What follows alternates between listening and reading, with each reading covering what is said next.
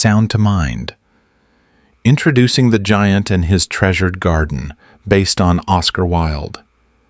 There was a garden, oh such a garden, where joy itself seemed to bloom with every flower, and children's laughter was its sweetest song. Every afternoon, as they were coming from school, the children used to go and play in the Giant's garden.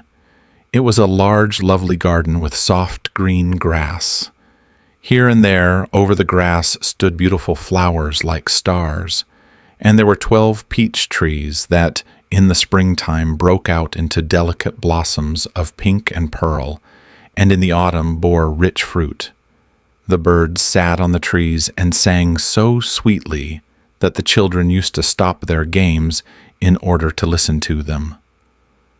"How happy we are here," they cried to each other. One day the Giant came back. He had been to visit his friend the Cornish ogre and had stayed with him for 7 years. After the 7 years were over, he had said all that he had to say, for his conversation was limited, and he determined to return to his own castle. When he arrived, he saw the children playing in the garden. "What are you doing there?" he cried in a very gruff voice, and the children ran away. "My own garden is my own garden," said the Giant. "Anyone can understand that, and I will allow nobody to play in it but myself." So he built a high wall all round it and put up a notice board. "Trespassers will be prosecuted."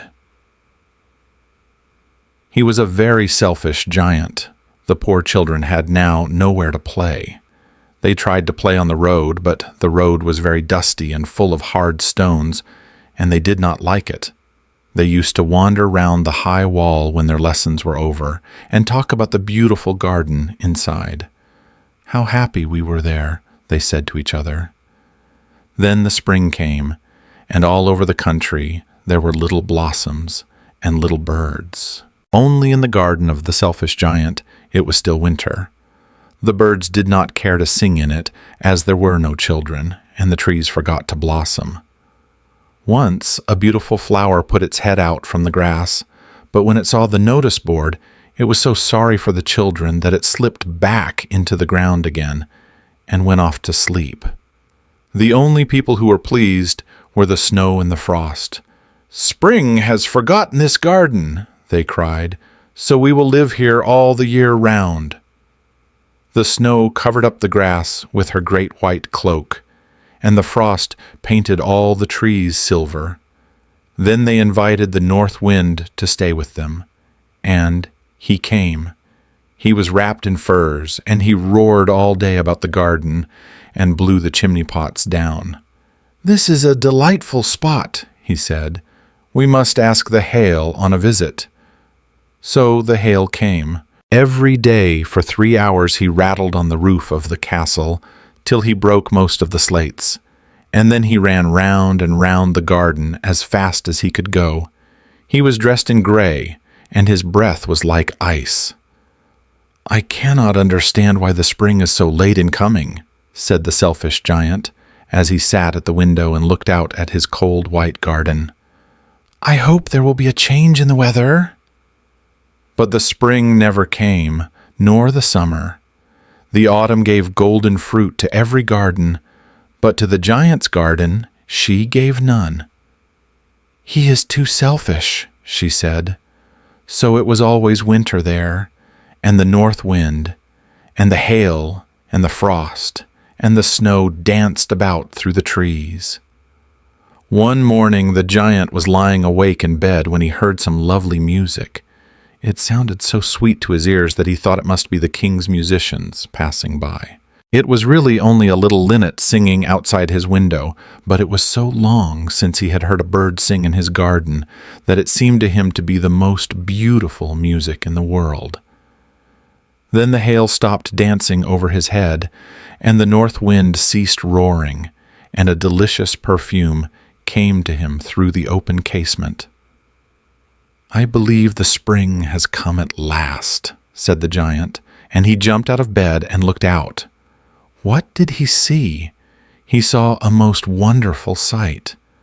Through a little hole in the wall the children had crept in, and they were sitting in the branches of the trees. In every tree that he could see, there was a little child, and the trees were so glad to have the children back again that they had covered themselves with blossoms and were waving their arms gently above the children's heads. The birds were flying about and twittering with delight, and the flowers were looking up through the green grass and laughing. It was a lovely scene. Only in one corner it was still winter. It was the farthest corner of the garden, and in it was standing a little boy. He was so small that he could not reach up to the branches of the tree, and he was wandering all round it, crying bitterly. The poor tree was still quite covered with frost and snow, and the north wind was blowing and roaring above it. "Climb up, little boy," said the tree, and it bent its branches down as low as it could. But the boy was too tiny, and the giant's heart melted as he looked out. "How selfish I have been," he said. "Now I know why the spring would not come here. I will put that poor little boy on the top of the tree, and then I will knock down the wall, and my garden shall be the children's playground forever and ever." He was really very sorry for what he had done. So he crept downstairs and opened the front door quite softly and went out into the garden. But when the children saw him, they were so frightened that they all ran away, and the garden became winter again. Only the little boy did not run, for his eyes were so full of tears that he did not see the giant coming. And the giant stole up behind him and took him gently in his hand and put him up into the tree. And the tree broke at once into blossom, and the birds came and sang on it.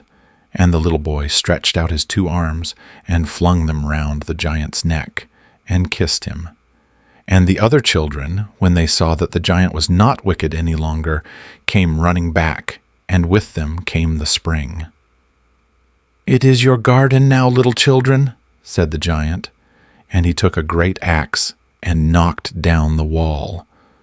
And when the people were going to market at 12 o'clock, they found the giant playing with the children in the most beautiful garden they had ever seen.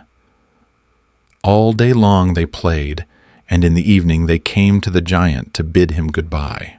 "But where is your little companion?" he said. "The boy I put into the tree." The giant loved him the best because he had kissed him. "We don't know," answered the children. "He has gone away." "You must tell him to be sure and come here tomorrow," said the giant. But the children said that they did not know where he lived and had never seen him before, and the giant felt very sad. Every afternoon when school was over, the children came and played with the giant. But the little boy whom the giant loved was never seen again. The giant was very kind to all the children, yet he longed for his first little friend and often spoke of him. "How I would like to see him," he used to say. Years went over, and the giant grew very old and feeble. He could not play about any more, so he sat in a huge armchair and watched the children at their games and admired his garden. "I have many beautiful flowers," he said, "but the children are the most beautiful flowers of all." One winter morning he looked out of his window as he was dressing. He did not hate the winter now, for he knew that it was merely the spring asleep, and that the flowers were resting. Suddenly he rubbed his eyes in wonder, and looked, and looked. It certainly was a marvelous sight. In the farthest corner of the garden was a tree, quite covered with lovely white blossoms. Its branches were all golden, and silver fruit hung down from them, and underneath it stood the little boy he had loved. Downstairs ran the giant in great joy, and out into the garden. He hastened across the grass and came near to the child. And when he came quite close, his face grew red with anger, and he said, "Who hath dared to wound thee?" For on the palms of the child's hands were the prints of 2 nails, and the prints of 2 nails were on the little feet. "Who hath dared to wound thee?" cried the giant. "Tell me, that I may take my big sword and slay him."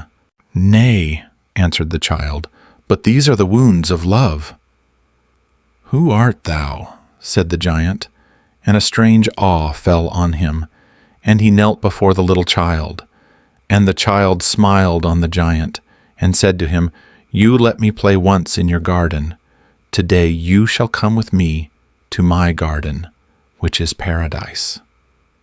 And when the children ran in that afternoon, they found the giant lying dead under the tree, all covered with white blossoms. And so the story of the selfish giant, who learned that a garden, like a heart, is most beautiful when shared, echoed through the ages, a gentle whisper on the wind.